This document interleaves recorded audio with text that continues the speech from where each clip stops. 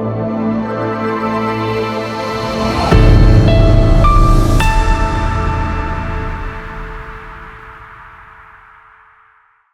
The lord. ప్రభునందు ప్రియులారా, బాగున్నారా?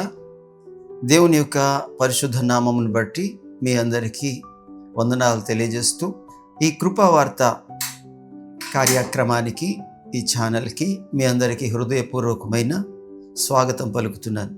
ఈ రోజున చూసినట్లయితే మరలా మన జీవితంలో సిలువ ధ్యానాలు మరి ప్రారంభమయ్యాయి. లెంట్ దినాలు ప్రారంభమయ్యాయి. మరి లెంట్ దినాలలో చాలామంది పరిశుద్ధులు మరి దేవుని యొక్క సిలువను ధ్యానం చేస్తూ ఉంటారు. అలాగనే కొంతమంది నామకార్థులు ఉన్నారు ఇందులో. కొంతమంది ఒకరిని చూసి ఒకరు ఏవేవో ఈ లోకానుసారమైన పనులు అనగా మాల వేయడం, మరి ఏదేదో చేయడం చేస్తూ ఉంటారు. కానీ వాటన్నిటి గురించి నాకు చెప్పాలని ఇష్టమేమి లేదు. కానీ నేనేం చెప్పాలనుకుంటున్నానంటే, ఈ సిలువ ధ్యానాలలో ప్రభు సిలువను గురించి కొన్ని మాటలు మీ ముందు ఉంచాలనుకుంటున్నాను. దేవుని యొక్క వాక్యములో సిలువకు చాలా ప్రాముఖ్యత ఉంది. సిలువ అనగా దేవుని యొక్క సన్నిధిలో ప్రభు మరణాన్ని గెలిచిన స్థలం, మరణాన్ని జయించిన స్థలం. సిలువ అనగా మరణాన్ని జయించిన స్థలం. ఎక్కడ ఆయనని సిలువ వేయము అని మరి ఆ కాలంలో ప్రజలు చెప్పినప్పుడు పిలాతు అన్నాడు కదా, సిలువ వేయడానికి ఈయనలో నాకు ఎటువంటి మరి పాపము కానీ నేరము కానీ కనబడట్లేదు కదా అన్నప్పుడు ఒక వ్యక్తి కేకలేసినట్టుగా అందరూ కలిసి ఏక శరీరంతో ఏక స్వరంతో కేకలేస్తున్నారంట, సిలువ వేయండి అని. అప్పుడు ఇక తప్పనిసరి పరిస్థితుల్లో మనుషుల్ని సంతోషపెట్టడానికి ఆయనని సిలువకు అప్పగించారు. ఎందుకు సిలువలోని మనము అతిశయించాలంటే, గలతీ పత్రిక 6వ అధ్యాయంలోని 14వ వచనము ఏమంటుంది? మనకైతే అతిశయ కారణం అంట, సిలువ యందే మన అతిశయం ఉందంట. ఎందుకు అనంటే దేవుని యొక్క వాక్యం చెప్తుంది, ఆ సిలువలోని మన పాపాలని మీ పాపము నా పాపాన్ని తీసుకొని ఆయన భుజాల మీద మోసుకొని మరి కల్వరి కొండకు వెళ్ళాడు. ఆయన మన పాపము ఎంత ఘోరమైందంటే మనల్ని నిత్య నరకాగ్నికి అప్పగించేది మన పాపం. నిత్యము నరకములో యుగ యుగాలు దేనికైనా ఒక ఎండింగ్ ఉంటుందేమో, అంతం ఉంటుందేమో, కానీ నరకానికి ఎండింగ్ లేదు. పరలోకానికి ఎలాగైతే నిత్య జీవానికి హద్దు లేదో అలాగనే నరకానికి కూడా ఎప్పటికీ హద్దు లేదు. అలాంటి నరకాగ్నికి నడిపించేదే మన పాపం.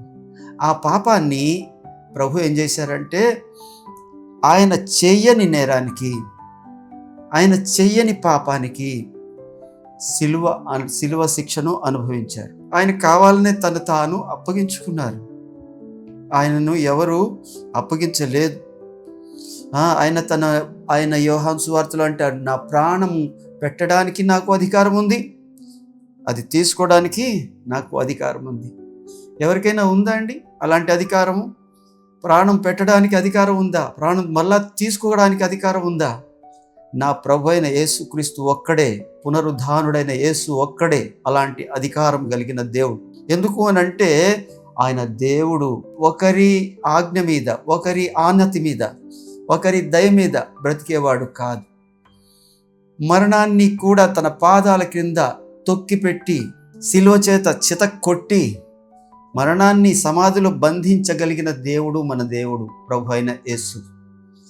ఆయన ఆ మరణాన్ని జయించడానికి మన పాపాలని తన సిలువ మీద వేసుకొని, ఆ భారాన్ని భుజాన వేసుకొని కలువరి కొండకు వెళ్ళి మరి అక్కడ అదే సిలువ మీద తన ప్రాణాన్ని పెట్టారు. ఈ లోకంలో చూసినట్లయితే సిలువని ఎలా చూస్తారంటే, ఇదిగో మరి రోమియులు ఒక నేరస్తుడికి శిక్ష విధించడానికి ఏర్పాటు చేసుకున్న సాధనము సిలువ. శిక్ష విధించడానికి రకరకాల సాధనాలు ఉంటాయి కదా. మరి పౌలు శీలను బంధించి మరి చెరసాలలో వేసినప్పుడు వారికి బొండలు బిగించారంట, అదొక శిక్షా సాధనం.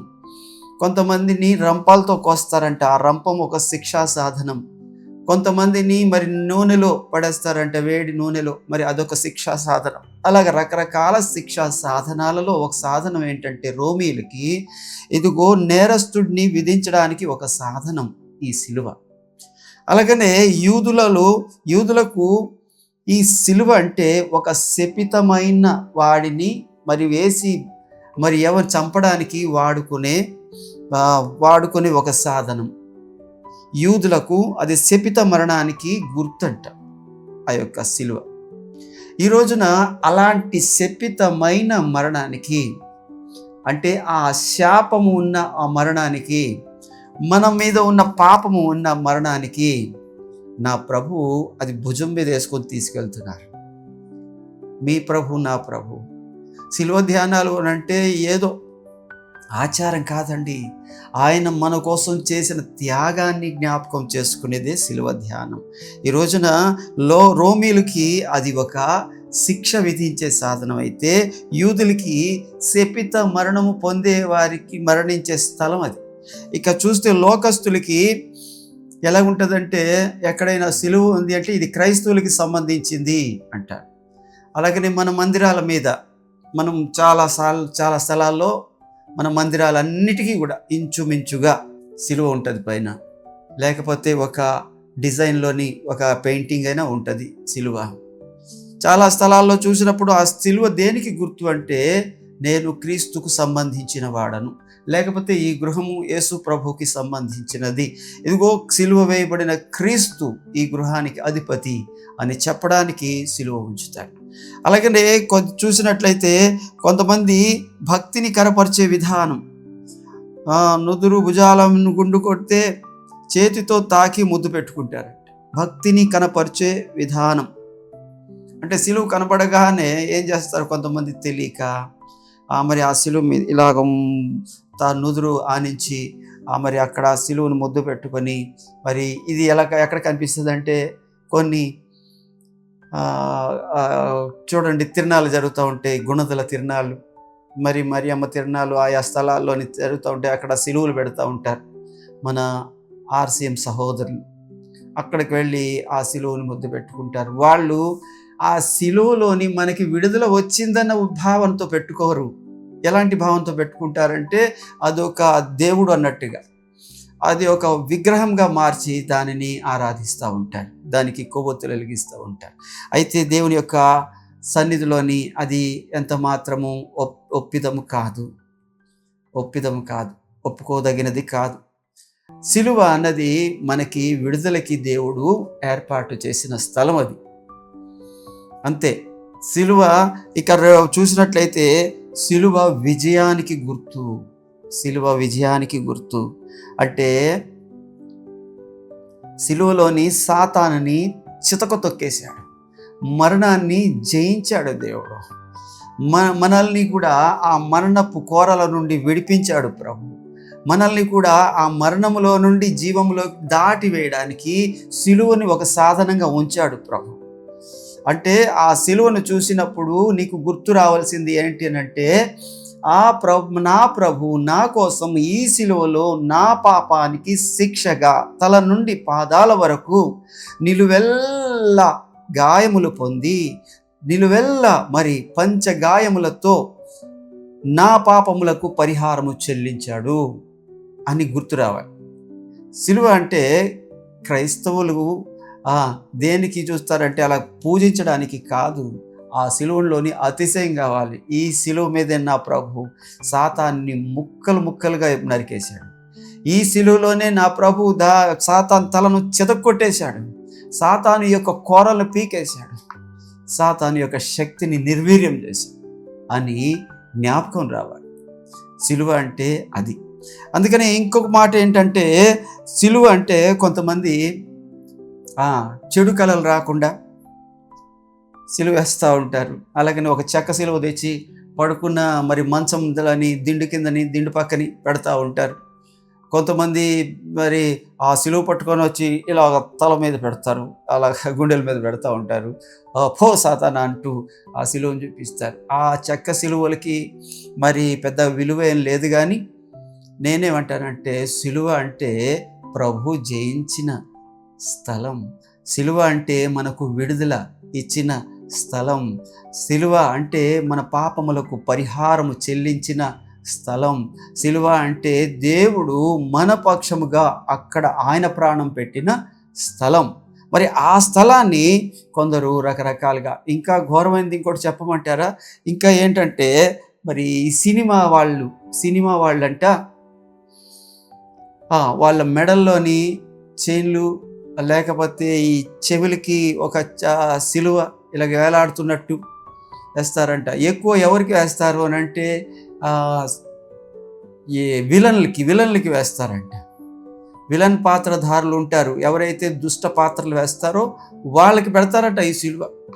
సాతాను చూసారా, మన ఆ ప్రభు యొక్క ఆ సిలువని వ్యర్థపరచడానికి, లేకపోతే చులకన భావన లోకంలో కల్పించడానికి ఇలాంటి తలంపులు, అలాంటి పనులు చేసే వాళ్ళ మెదడులో పెట్టి ఆ సిలువను ఒక హేళనకి అప్పగించడానికి చూస్తున్నారు.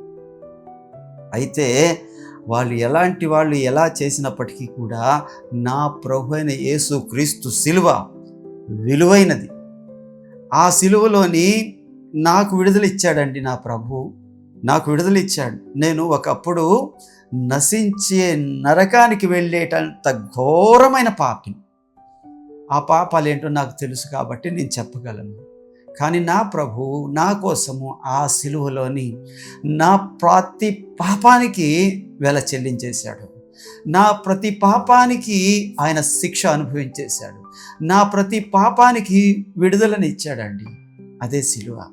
ఈ సిలువ ధ్యానాలు అనంటే యేసుక్రీస్తు ప్రభువారు ఏ సిలువనైతే భుజాన వేసుకొని వెళ్ళారో దానిని గురించి నువ్వు జ్ఞాపకం చేసుకున్నప్పుడు, ఆహా, ఆ సిలువలోని ఇంత గొప్ప విడుదల నాకు కలిగిందా అని కళ్ళలో నీళ్ళు వచ్చేస్తాయండి, కళ్ళలో నీళ్ళు వచ్చేస్తాయి. ఇదిగో ఇప్పటికీ కొన్ని స్థలాల్లో, కొన్ని మందిరాల ముందు సహోదరులు, ఆర్సీఎం సహోదరుల ముఖ్యంగా చెప్పుకోవడానికి, వాళ్ళ మందిరాలలోని యేసు ప్రభు ఇంకా సిలువ మీదే ఉన్నారు. ఆయన ఇంకా దిగలేదు అక్కడ. యేసు ప్రభు వారిని ఇంకా సిలువ మీదే ఉంచారు. ఆ సిలువని ఎప్పుడో ప్రభు జయించాడు. ఇప్పుడు మనకున్న సిలువ ఏంటంటే ఖాళీ సిలువ. యేసు ప్రభు ఉన్న సిలువ మన సిలువ కాదు, అది ఎప్పుడో జయించేశాడు. ఆడెవడో ఒకడు అన్నాడు, శవాన్ని పూజిస్తారు వీళ్ళు, ఆ సిలువ మీద ఉన్న శవాన్ని పూజిస్తారని. లేదు, ఆయన శవం కాదు, ఆయన సజీవుడు. ఆ సిలువ మీద ప్రాణం పెట్టడం నిజమే.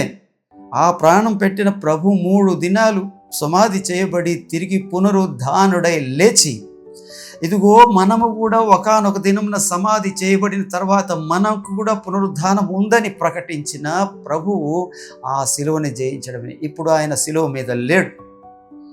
ఆయన సిలువని జయించి మరి మరణపు బంధకాలన్నిటి నుంచి మనల్ని విడిపించి ఈ రోజున మనల్ని స్వతంత్రులుగా చేశాడు. దానిని ఎప్పుడైతే మనం ధ్యానిస్తామో, ఎప్పుడైతే ఒక్కసారి ఎవరో ఒక ఆయన అన్నాడు, పాస్టర్ గారు ప్రార్థన చేస్తుంటే నాకు మరి ప్రార్థన నడిపింపు రావట్లేదండి. పాస్టర్ గారు మీరు అందరూ చాలా చక్కగా ప్రార్థన చేస్తున్నారు, నాకు కన్నీళ్ళు రావట్లేదండి. మరి మీరంతా ఆనందిస్తున్నారు, నేనైతే నామకార్థంగా ఉంటున్నానండి అని అన్నాడంట. అంటే పాస్టర్ గారు అన్నారు, ఒకసారి ప్రభుని స్తుతిస్తూ ఆయన సిలువను జ్ఞాపకం చేసుకో. ఎప్పుడైతే ఆయన సిలువను నువ్వు జ్ఞాపకం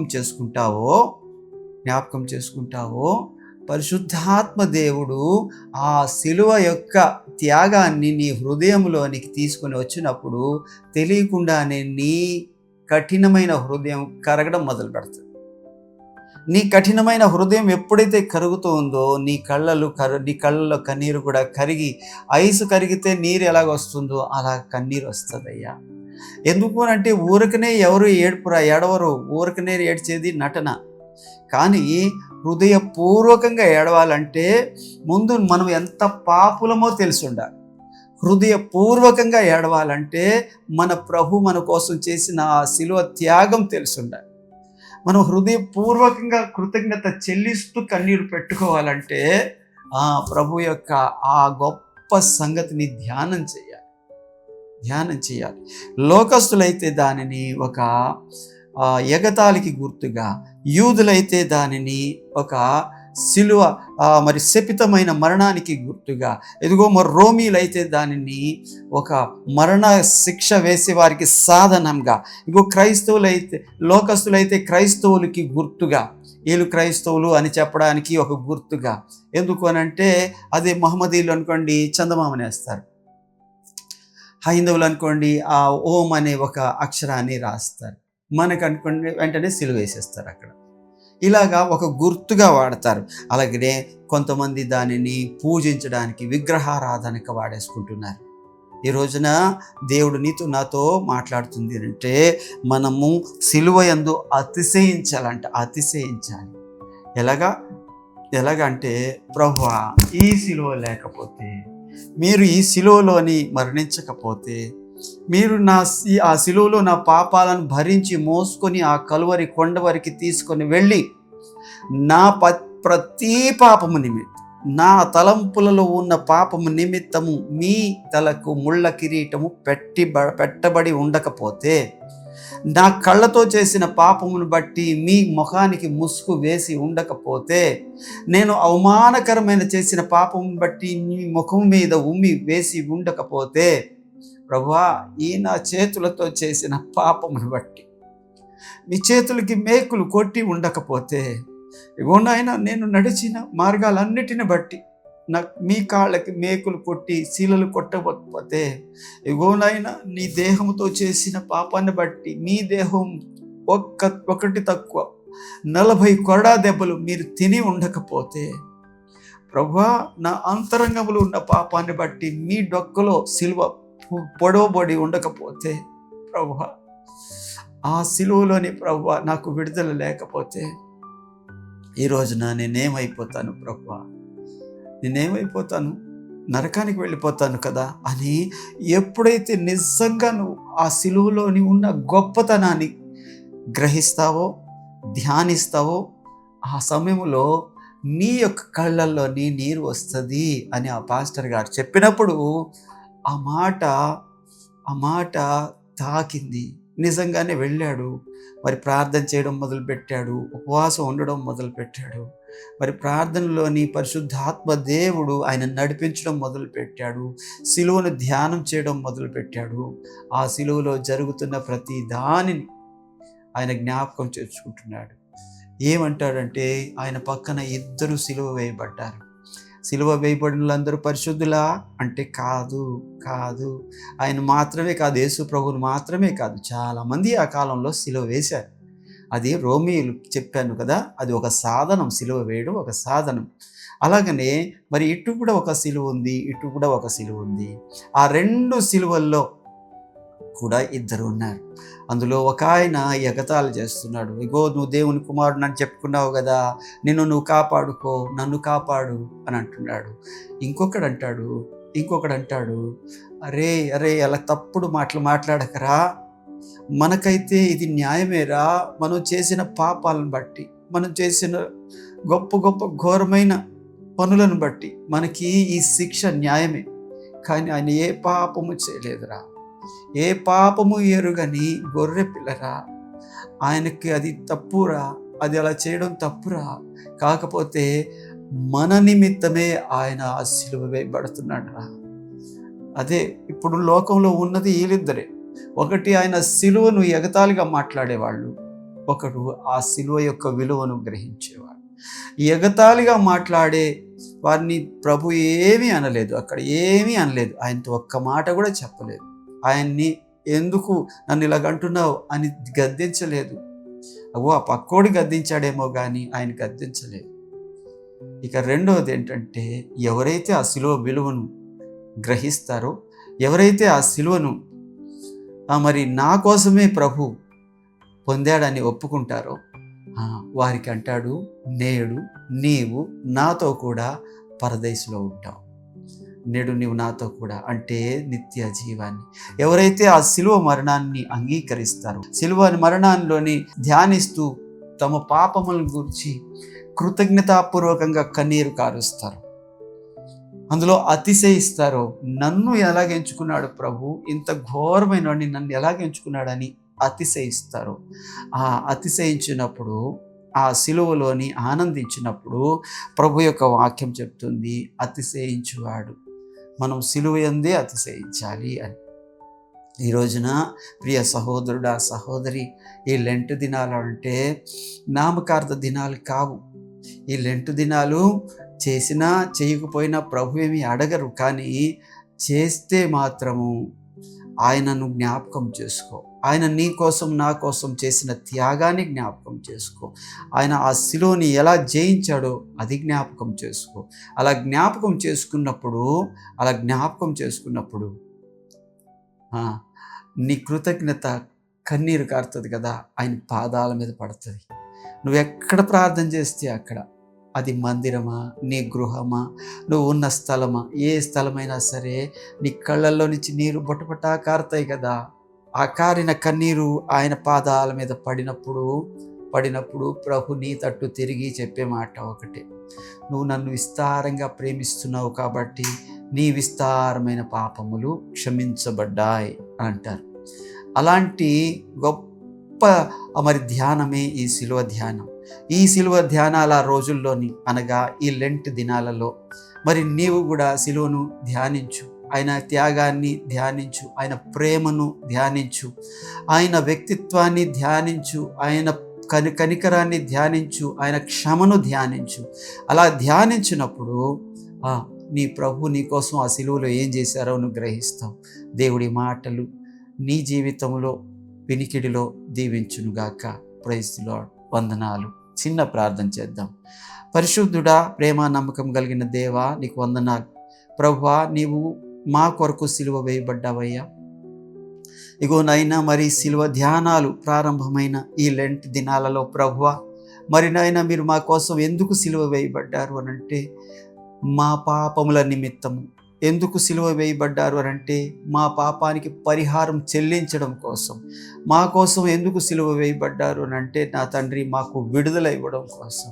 ఇందులో ఎన్నో త్యాగాలు ఇందులో ఉన్నాయి ప్రభువా. ఆ సిలువను సిలువ ధ్యానాల రోజుల్లోని అనేకమైన భక్తులు ధ్యానిస్తూ ఉంటుండగా పరిశుద్ధాత్మ దేవుడా, వారి హృదయాల్లోని ప్రభువా కరుణ నొందించు ఆత్మను ప్రభువా కుమ్మరించండి ప్రభువా. మీ యొక్క సిలువ ధ్యానాన్ని ప్రభువా సంపూర్ణంగా గ్రహించి ప్రభువా నిన్ను ఘనపరచు వారిగా ఉండడానికి సహాయం చేయమని యేసునామంలో అడుగుతున్నాను తండ్రి.